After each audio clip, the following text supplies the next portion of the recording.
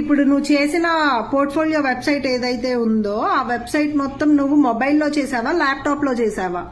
Portfolio చేసావు, that's good. And ఇక్కడ link ఇచ్చావు. అండ్ నీ పోర్ట్ఫోలియోని డొమైన్ పేరు వచ్చి అందరు చెక్ చేయండి అమ్మ మొబైల్లో తను ఎలా చేశాడు పోర్ట్ఫోలియో వెబ్సైట్ అని.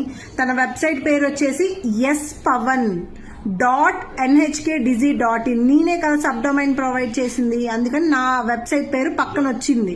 బట్ తన వెబ్సైట్ పేరు ఏంటి?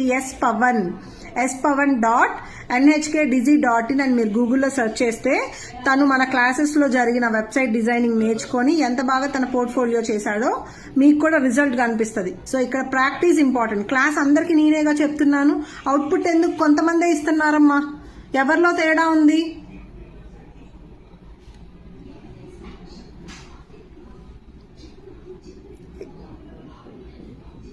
సూపర్ మా Pawan, so proud of you. దేంట్లో చేసావు పవన్?